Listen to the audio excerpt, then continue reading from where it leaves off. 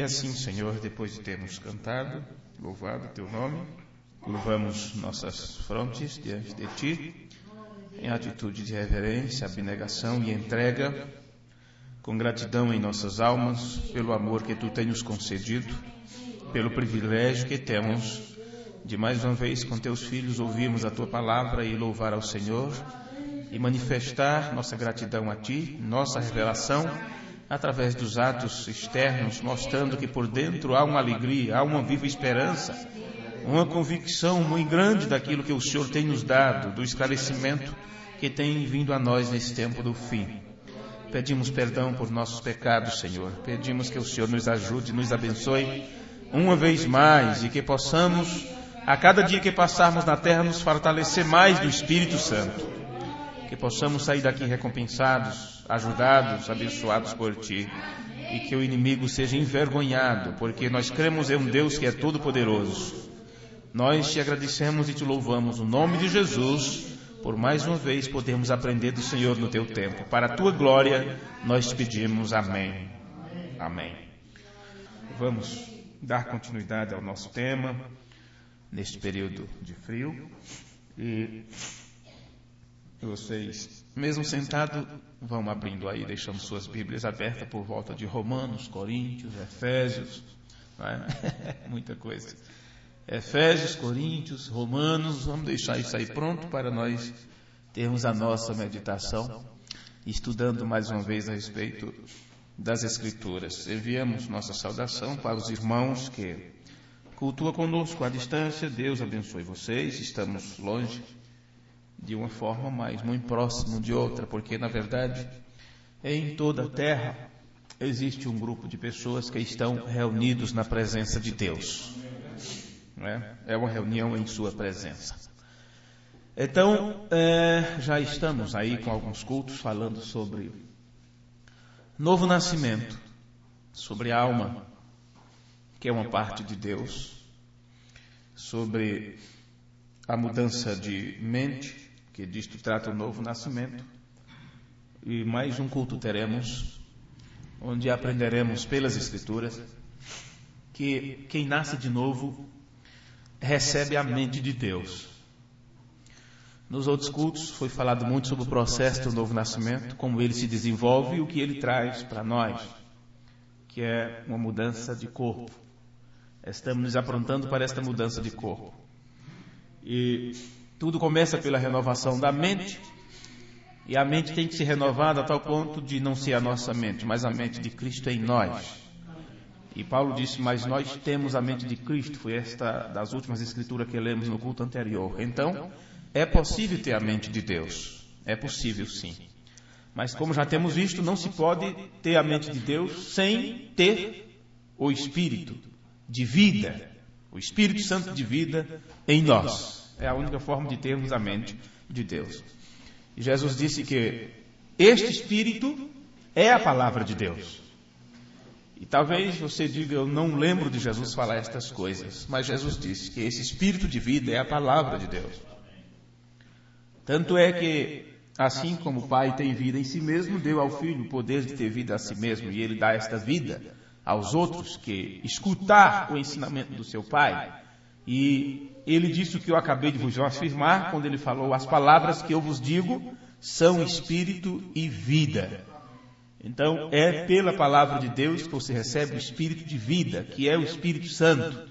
E a única forma de você ter a mente de Deus é ter esse espírito.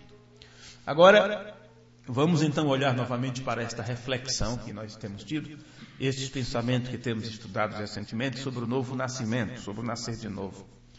Que isto é quando a palavra de Deus é vivificada em tua alma, a palavra de Deus pelo Espírito é vivificada em tua alma, e isto é feito para liberar para você, liberar, vamos dizer assim, a natureza de Deus. E esta natureza de Deus vem pelo Espírito para o nosso corpo mortal, porque este mortal tem que ser revestido da imortalidade e tem que ter um começo, não é? Para que o processo comece a se desenvolver. Ok, vamos começar por Efésios 2, Efésios capítulo 2, para vermos o que Paulo disse aqui. Efésios capítulo 2, versículo 1. Vejamos como está aqui. Efésios 2, 1. E vos vivificou, estando vós mortos em ofensas e pecados. Então, nós, vós, eu e você, como estávamos mortos em ofensas e pecados, estávamos na incredulidade, por isso ofendíamos a Deus, ofendíamos uns aos outros, magoava a nossa própria alma, que é uma parte de Deus. Então, Ele nos vivificou, nos deu vida. Neste versículo, Paulo nos diz que você estava morto espiritualmente. Estávamos mortos espiritualmente e nós tivemos de ser vivificados. O que significa? Tornar a viver, voltar a viver, tornar a dar vida. Claro, o apóstolo Pedro, em sua primeira carta, se você quiser ir lá rapidinho, depois vamos voltar para Efésios e Coríntios e tudo mais, mas em 1 Pedro, no capítulo 3, versículo 18, ele nos diz que esta vivificação, 1 Pedro 3,18. Ele nos diz que esta vivificação é feita por meio do Espírito de Deus e, de fato, Deus tinha que vivificar o seu próprio Filho de volta da morte para a vida. Se até o próprio Filho de Deus, Deus teve que tornar a lhe dar a vida, imagine a nós. Imagine a nós. Vê? Agora veja. No caso do Filho de Deus, ele realmente estava vivo e morreu. Morreu. E foi então vivificado. Deus tornou a lhe dar vida. No nosso caso, mesmo andando, falando, interagindo, estávamos mortos, porque era uma morte espiritual. Vê? Ok, 1 Pedro 3,18. Porque também Cristo padeceu uma vez pelos pecados. Jesus teve que morrer para poder você que estava morto em pecado, que a morte dele foi literal, física, morte matada, né, como dizem. Morte matada e morrida, porque morreu. E isto foi para nos dar vida, uma vez que estávamos mortos em pecados, que era morte espiritual a nossa. Porque também Cristo padeceu uma vez pelos pecados, o justo pelos injustos, para levar-nos a Deus, mortificado, na verdade, na carne, mas vivificado pelo Espírito. A única coisa que pode vivificar é Espírito, e esse Espírito aqui é o Espírito Santo, é Deus mesmo. Agora, você, enquanto eu estou fazendo este comentário, vai lá para 1 aos Coríntios, para ganharmos tempo. Primeira carta aos Coríntios.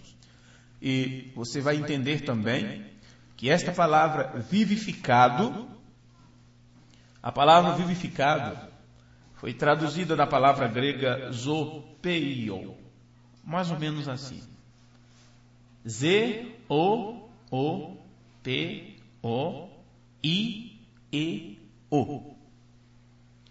A palavra vivificado foi traduzida desta palavra grega, que significa, literalmente, dar a vida, ou causar a tornar vivo, ou fazer viver outra vez.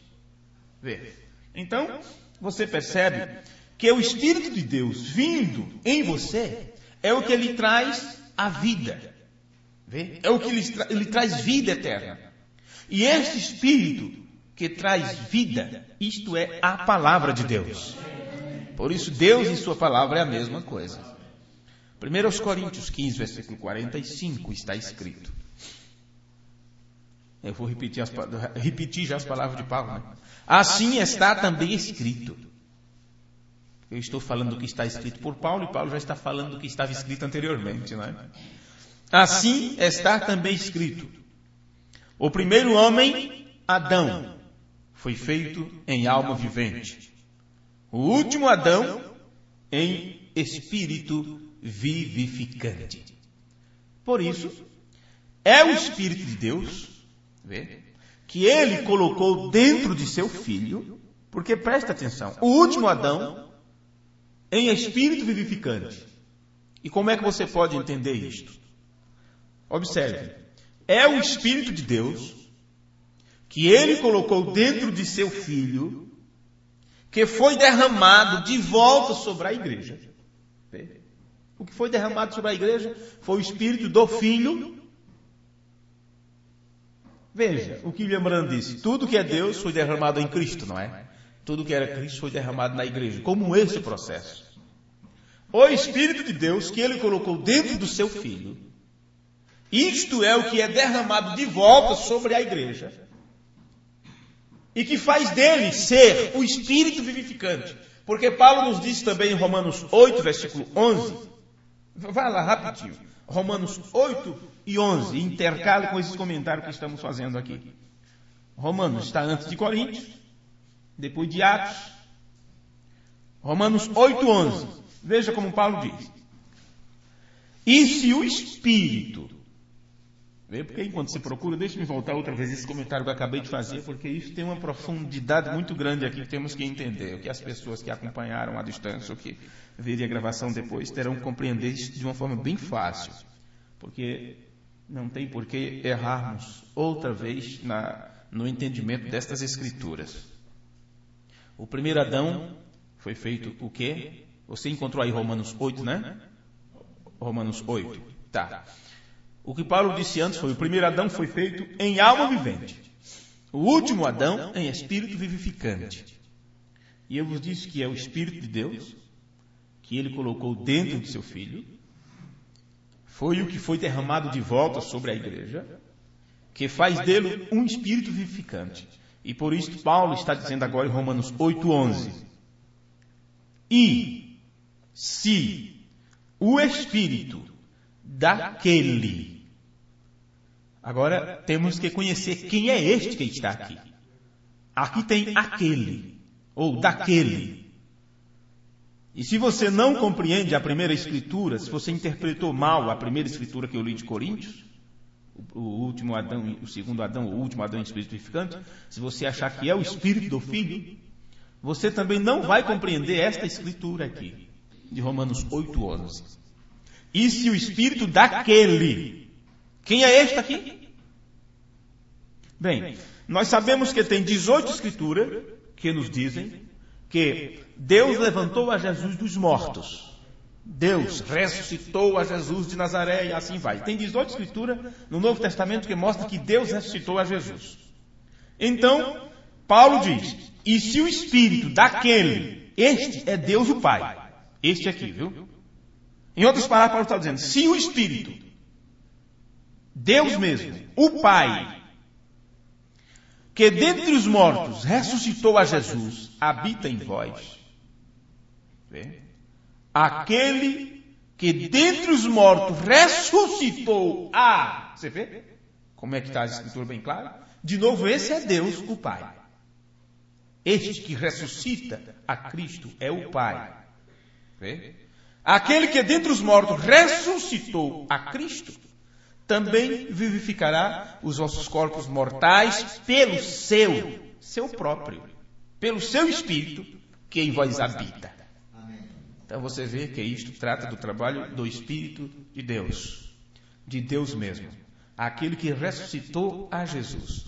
Então não é o Espírito do Filho, é o Espírito Santo mesmo que ressuscitou a Jesus dos mortos, é o mesmo que vivifica a nós, o mesmo que trabalhou em prol do Filho primogênito, trabalha também em prol dos outros filhos.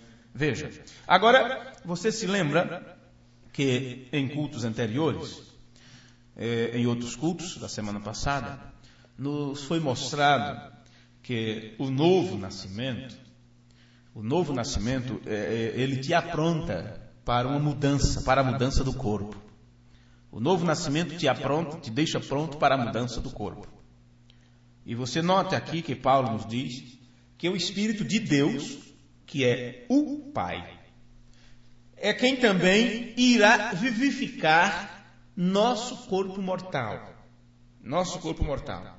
Agora, nós sabemos que Deus faz isto por meio da renovação da nossa mente. Renovação da nossa mente. Então, se esta é a hora para a mudança do corpo mortal, uma vez que este é o tempo de mudarmos a nossa mente, se esta é a hora da mudança do corpo do mortal para o imortal, então Deus, o Pai, que é o único que pode fazer isto, tem que estar aqui para mudar o nosso corpo. Vê? Agora, nós sabemos que para que isto aconteça, temos que primeiro receber uma renovação da mente, certo? Primeiro, a primeira coisa, a renovação da mente. E está lá no livro de Ezequiel que é um novo coração. Não é isso? Recebendo um novo coração, depois um novo espírito, para poder receber do espírito da vida. Então, onde temos escritura para isto? Onde nós temos escritura que nos mostra isso? Nós temos que ter uma base na escritura para poder pregar determinadas coisas. E o que estamos dizendo, não é? E o que estamos ensinando para as pessoas é que se começa pela mudança da mente, e isto nos leva à transformação do corpo, então se vai haver uma transformação do corpo lá na frente, e essa transformação se inicia primeiro pelo processo da renovação da mente, então aquele que transformará o nosso corpo lá na frente tem que estar aqui para mudar nossa mente. Porque este é o começo.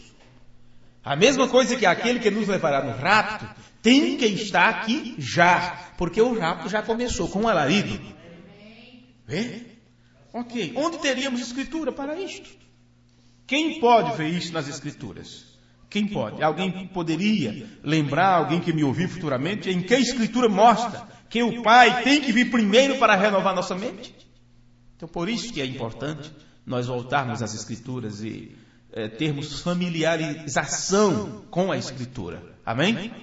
Vamos para o livro de Efésios, outra vez. Para que você possa entender que nós não conhecemos nada de Bíblia, convém a cada dia estarmos lendo e estudando. Porque tudo isso você já leu, mas compreendes o que estás lendo, né? Disse Filipe, aquele homem. Efésios 1:3. Está escrito: em quem também vós estáis. Então estamos em alguma pessoa, alguma coisa. Em quem também vós estáis. Depois que ouviste a palavra da verdade, que a fé vem pelo ouvir, a única forma de você estar com Deus, Efésios 1:13. Eu estava dizendo o quê? 1:13, Efésios 1:13. Em quem também vós estáis, depois que ouvistes a palavra da verdade, o evangelho da vossa salvação, e tendo nele também crido, fostes selados com o Espírito Santo da promessa. O que é que nós temos aqui? Aqui está o seu batismo do Espírito Santo. Selado com o Espírito Santo da promessa. Isso é o batismo do Espírito Santo. Veja. Versículo 14. O qual é o penhor da nossa herança. Então você vai ver que tem tudo a ver com a nossa herança. Com aquilo que nos é dado por herança. E se isso tem a ver com a nossa herança, então devemos saber o que é esta herança. Devemos saber como isso se processa. E Paulo nos diz, em mais alguns versículos, não é? Por isso vamos continuar a ler. Para a redenção da possessão adquirida. Esse é o corpo que ele fala ali. Para louvor de sua glória. Então, esta redenção da possessão adquirida, você sabe o que é que falta ser redimido. Por isso a gente faz alguns comentários, talvez alguém diga, não pode ser isso, porque eu disse, quando Paulo fala assim, para a redenção da possessão adquirida, eu disse, este é o corpo. Ele está falando aqui do nosso corpo. E por que isso? Porque temos sido ensinados por um profeta que nossa alma foi redimida, nosso espírito foi redimido, nosso corpo ainda não. Veja. E a redenção da nossa alma, do nosso espírito foi efetuada, e na cruz aquilo foi consumado. No entanto, o nosso corpo é outro processo. Começa-se com a renovação da mente, transformados pela renovação do vosso entendimento. É um trabalho que o próprio Deus vem e passa para nós seu conhecimento, seu ensinamento, nos faz entender o que foi feito. Revela a nós o que os outros não sabem. E aquilo é modificado dentro de você e você terá que expressar no exterior a revelação que Deus colocou dentro de você. Para a redenção da possessão adquirida. Esse é o nosso corpo. E esta redenção é para louvor, o louvor da sua glória, da glória dele. Só ele pode fazer isto conosco. O Filho traz o conhecimento do Pai, porém o Pai é quem dá a revelação deste conhecimento. Agora, este louvor da sua glória é a sua doxa, que é a sua opinião, a sua avaliação, o seu julgamento, o seu parecer. Então Paulo está falando aqui sobre a mesma mente de Deus, que esse batismo do Espírito Santo tomará você, trará você, e é o penhor para o pagamento. Ele fala sobre a possessão, o penhor da nossa herança. Veja. Então, isto, meus irmãos, se você continuar lendo, versículo 15 agora, de Efésios 1. Continuemos lendo. Por isso, ouvindo eu também a fé, vamos falar da forma que já conhecemos as Escrituras. Por isso, ouvindo eu também sobre a fé, ou sobre a revelação, que entre vós há no Senhor Jesus, então são pessoas que receberam revelação de quem era Jesus Cristo, ou uma verdadeira revelação no Senhor Jesus. Lembre-se, fé é uma revelação. É algo que tem sido revelado a você, correto? Isto é o que o irmão Brandon nos ensinou. Então Paulo está dizendo que estas pessoas tinham vindo até a fé, tinham chegado até a revelação. E em seguida ele acrescenta, e o vosso amor para com todos os santos. E isto nos faz entender que estas pessoas têm amor para com os santos, para com os outros, porque eles receberam revelação. Veja. Agora, quando você tem amor para com uma coisa, como você trata esta coisa? Você ama sua esposa porque ela é perfeita, ela não falha? Você ama seu esposo porque ele é perfeito, você não tem nada do que reclamar? Não? Qual é a desculpa para se amar ou para se deixar de amar? Por que Deus nos amou? O que fizemos de bondade para Deus nos amar? Uma vez que você recebe a revelação, você ama. E você não estará se importando com os defeitos ou com as falhas. Você ama porque você ama. O amor não espera nada em troca. Você ama porque está em você amar. E se você ama, você cuida. Você tratará aquele objeto digno, vamos dizer assim, do seu amor, com cuidado, com carinho, com respeito. Então, quando falamos que amamos as pessoas, amamos nossos irmãos e os tratamos com desdém ou com incoerência ou de qualquer forma, então nós não amamos, nós não recebemos ainda o que é a revelação do amor de Deus de uns para com os outros. E é por isso que ficamos abismados com tanta gente falando de amor, mas, no entanto, seus atos, a forma que expressa suas atitudes, são de ódio. Se pudesse, estaria matando, destruindo, pisando de pé. Porque fazem isto de outra forma. Fazem isto de outra maneira. Então nós sabemos que o amor é uma expressão externa de sua revelação.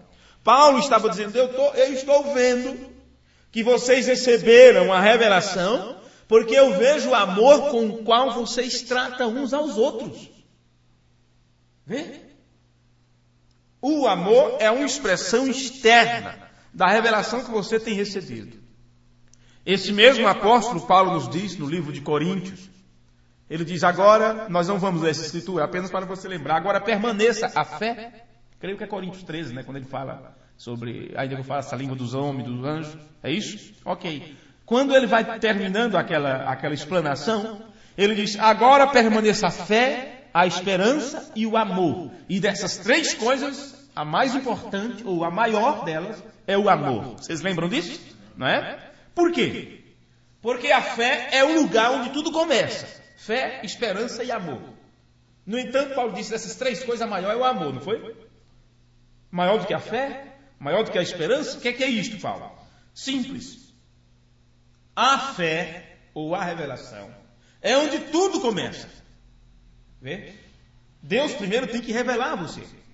E se é revelado realmente a você, então se espera por isto que é revelado. É algo que não existe, é do nada. A fé é o firme fundamento, a revelação é o firme fundamento de algo que se espera, que não pode ser visto. No entanto, foi te dada aquela certeza. E uma vez que Deus te deu aquele conhecimento, aquela revelação, você começa a esperar por aquilo. Você acredita naquilo. Você tem convicção que aquilo é seu, porque Deus disse, isto é teu. O que você tem uma semente de manga. E no entanto Deus disse, segure isto, plante isto, porque você tem uma mangueira que vai produzir muito fruto. E você já está vendo o tronco, as folhas, as árvores e tudo. Aquilo foi revelado a você. Você tem certeza que aquilo é uma semente que tem vida nesta semente. Se não for assim, você ficará como os outros que não têm esperança e desistirá de esperar o seu galardão. Vê? O seu galardão.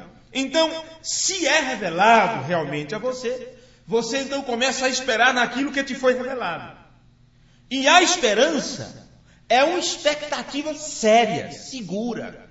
Fé, foi revelado, né? Fé, revelação. Então, esperança. Você fica naquela expectativa. Então, a fé é o que começa todo o processo.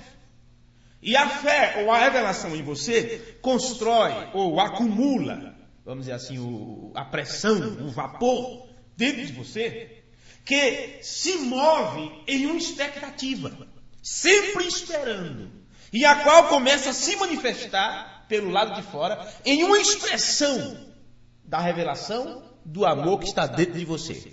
Então você age diferente, caminha diferente, trata diferente, aceita diferente, entrega diferente. E aquilo tudo é uma expressão desta revelação que está dentro de você, e você está esperando nesse galardão, está esperando neste cumprimento da palavra, da promessa, da vontade de Deus, e você começa a viver de acordo com aquilo que está revelado dentro de você. É por isso que o amor é maior que a fé. Vê? O amor é maior que a revelação que está dentro de você. Porque esta revelação está sendo expressada por este amor. Ou o amor expressa esta fé. Agora, se não tem amor externo, mostrado do lado externo, se não tem amor sendo expressado, ou se não tem fé sendo expressada através de amor, Paulo disse, ou Tiago disse, escuta, você acha que tem? Cadê os frutos desta revelação? Vê? Cadê os frutos? Então a prova que temos fé, a prova que temos recebido a revelação é quando o amor é expressado a ponto de poder ser visto, tocado pelas pessoas. Como já temos falado muitas vezes, não é? Em questão de casamento, quando falamos sobre isso, quando as pessoas vão ao altar, quantas vezes já temos aprendido isto? Quando um jovem tem uma revelação que a menina é aquela com quem ele tem que se casar, ou com quem ele deveria se casar, algo se constrói nele, algo é construído dentro dele, que é uma esperança sincera, falaríamos assim, uma ardente expectativa, é construída dentro dele, e ele espera sinceramente que ela vai se casar com ele, e nessa esperança ele começa a fazer coisas por ela como se ela já fosse dele. Agora, aqui que está um segredo, e aqui que está um grande problema também. Porque se é nesta convicção, nesta revelação, certeza, fé que ele tem, e esta expectativa faz com que ele já comece a demonstrar um amor como se já fosse sua esposa, é por isso que você vê eles tão enamorados com tantas promessas e se fazendo de tão bonzinhos. Porém, depois que casam, é como se não tivesse mais aquilo. Vê?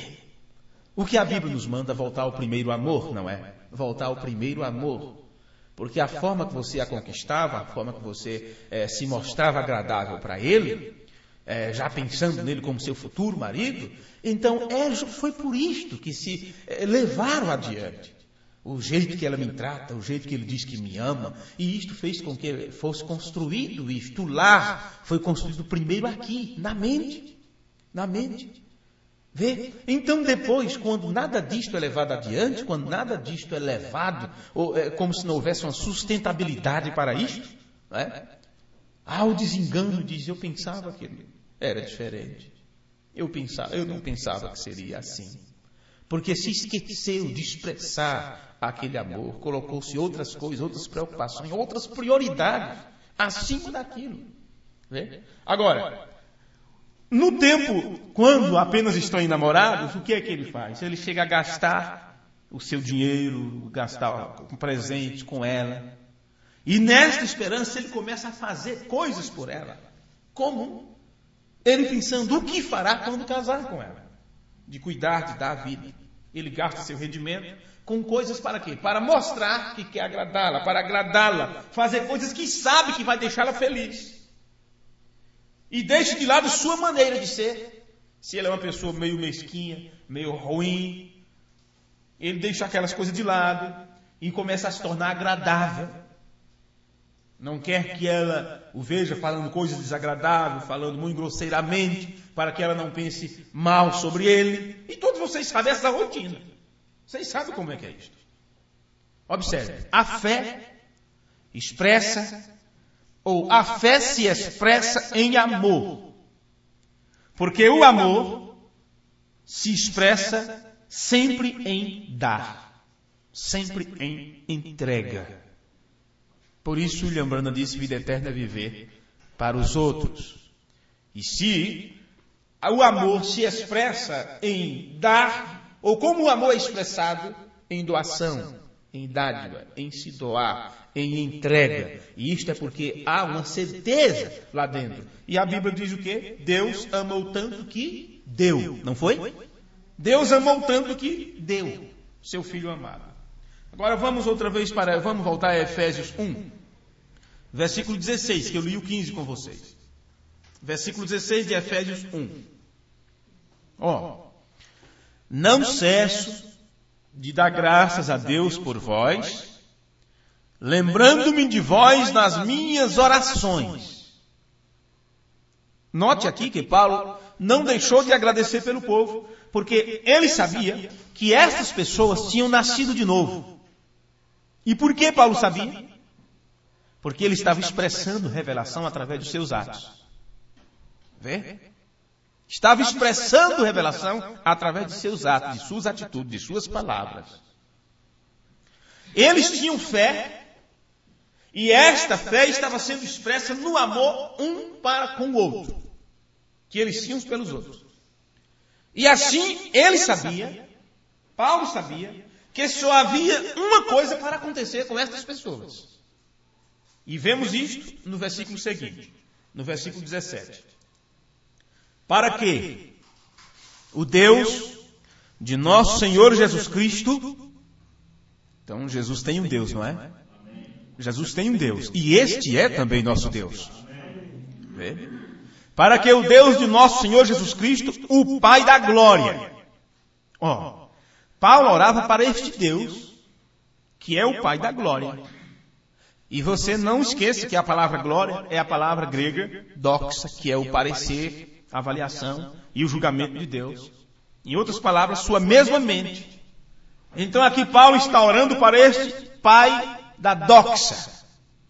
Veja, Paulo está dizendo para que este Deus, que é Pai de nosso Senhor Jesus Cristo, o Pai da verdadeira avaliação, o Deus que traz o julgamento, o Deus do parecer correto, o Deus do qual nós temos que obter a mente.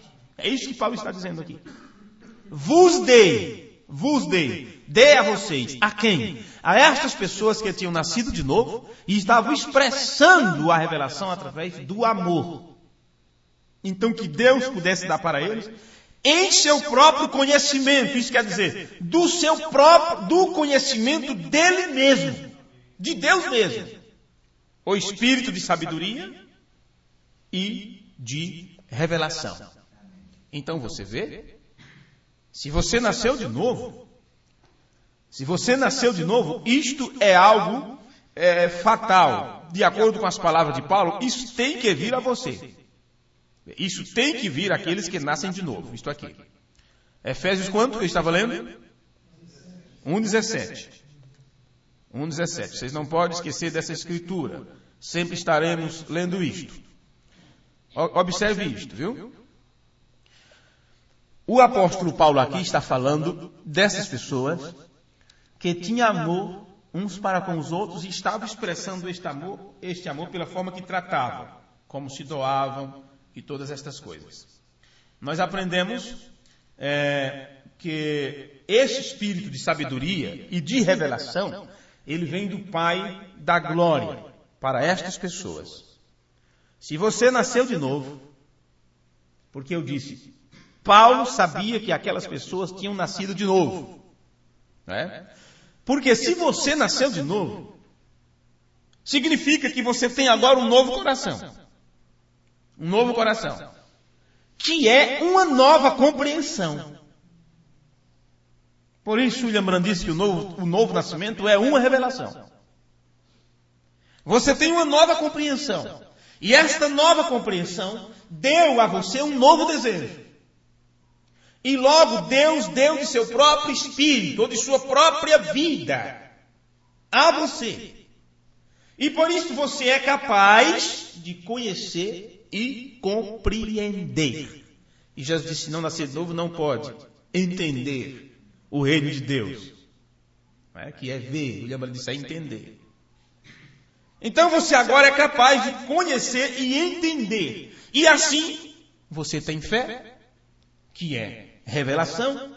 E esta revelação opera em você uma expressão. Ela exterioriza expressões que mostram que dentro de você alguma coisa foi feita.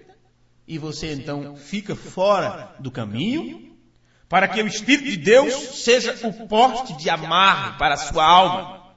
E você diz, não pode ser o que eu acho, não pode ser meu pensamento, não pode ser meu entendimento. Isso tem que vir da palavra de Deus, porque não sou eu, é Ele. Não sou eu, é Ele. Você vê?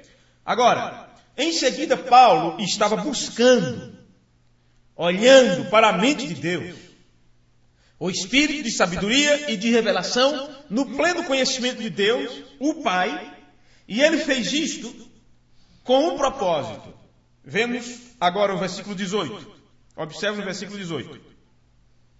Para que é que Deus, o Pai da glória, traz o conhecimento dele mesmo, o espírito de conhecimento, de revelação, de sabedoria e tal. Para quê? Para isto, versículo 18. Tendo iluminados, é para trazer luz. Os olhos do vosso entendimento, que agora você entende. A Bíblia se torna uma nova Bíblia. A tua mente é aberta para compreender as Escrituras, para comparar coisas espirituais com as espirituais. Aí você reconhece o dia e a mensagem para o dia. Aí você estará sabendo dividir a Bíblia corretamente. Vê?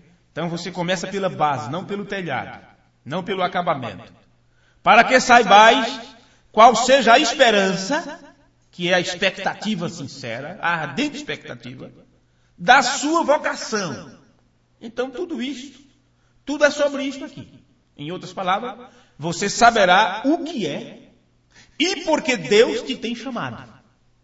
Veja, que tudo isto, essas pessoas que passam por esse processo, e o Pai da Glória traz essa iluminação, iluminando o olho do entendimento, com espírito de sabedoria, conhecimento, revelação de Deus mesmo, é para que você, para que saibais qual seja a esperança, porque essa expectativa, porque essa espera, porque esta convicção, porque esse desejo ardente, e de sua vocação.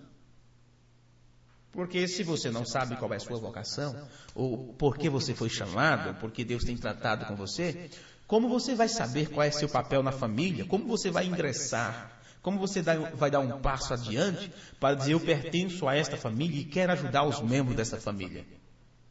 Você tem que compreender esse seu chamado, que Paulo chamou de vocação. Tudo isto aqui. Você saberá o que é e o porquê Deus tem te chamado. Isso é. E quais as riquezas da glória da sua herança nos santos. Então, isso é o versículo 18, não é? 18. Então você vê que o espírito de sabedoria e de revelação, no pleno conhecimento de Deus, o Pai, é o espírito de adoção. Espírito de quê? De conhecimento de Deus mesmo, não é? Conhecimento de Deus mesmo, o espírito de sabedoria, de revelação. Este é o espírito de adoção. Agora, é para te fazer pronto, é para te ter pronto para a adoção. Isto é para nos colocar no auge da adoção. O irmão Branda nos ensinou que a criança, apesar de ser um filho, ele foi colocado sobre tutores, sobre governadores, instrutores, até o tempo da adoção. E quando ele tinha em si a mente de seu pai, a mente do pai, a responsabilidade de cuidar das coisas do pai, então ele era digno de ser aprovado. Vocês conhecem todo o processo de adoção, como se desenvolve. E então, uma vez que ele era aprovado, filho adotado, tudo que o pai pertencia era compartilhado coigual com o filho. Eu espero que você esteja captando o que eu estou tentando dizer. Porque é por isso que as pessoas não compreendem quando Jesus diz: todo poder me é dado no céu e na terra. Vê? O Pai deu este poder sobre a vida, sobre de julgar e tal. Diz: todo poder me é dado no céu e na terra.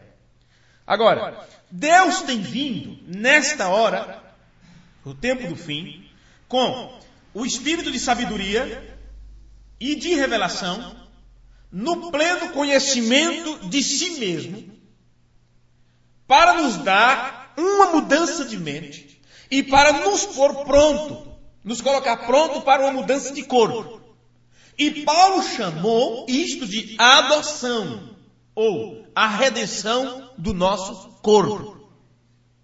Romanos 8, vamos ler isto. Romanos capítulo 8, versículo 23. Paulo estava falando sobre a terra que geme e tal. Romanos 8, 23. E não só ela, mas nós mesmos, que temos as primícias do Espírito. Claro, o Espírito trouxe tudo isso para nós. Né? A própria mente de Cristo, o Espírito de conhecimento, de revelação, no conhecimento dele mesmo. E nós que temos, mas nós que temos as primícias do Espírito, também gememos em nós mesmos, esperando a adoção. O que é, ou a saber, a redenção do nosso corpo. E agora, esta redenção do corpo, como já sabemos que o espírito, a alma foi redimido do corpo, não. Mas e esta redenção do corpo, como se processa? Já falamos, acabamos de falar isto. Isto começa com uma renovação da mente. E note, Paulo disse que temos as primícias do Espírito. E esta primícia do Espírito é o que inicia nosso processo para a adoção, que é a redenção do nosso corpo. De fato, isto é o que ele disse mais na frente, mais atrás, que é Romanos 8, não é? Volte um pouquinho para o versículo 15 de Romanos 8.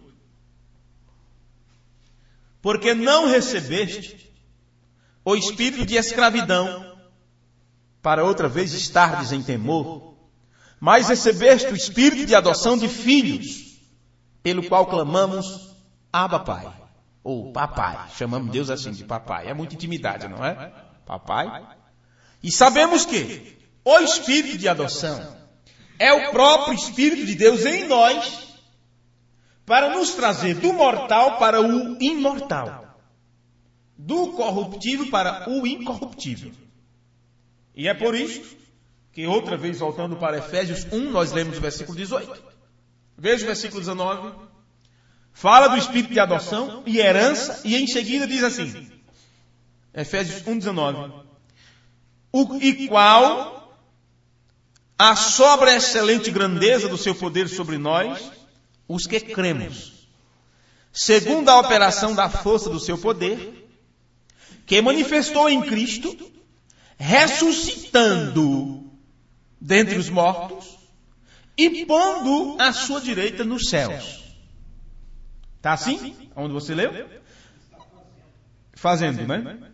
Agora, podemos ver em Efésios 1, nesse capítulo de Efésios 1, que Paulo estava olhando para o espírito de adoção, que deve vir à igreja. Enquanto Paulo estava pregando, ele estava olhando para isto, buscando isto para o povo, trazendo esse entendimento para o povo.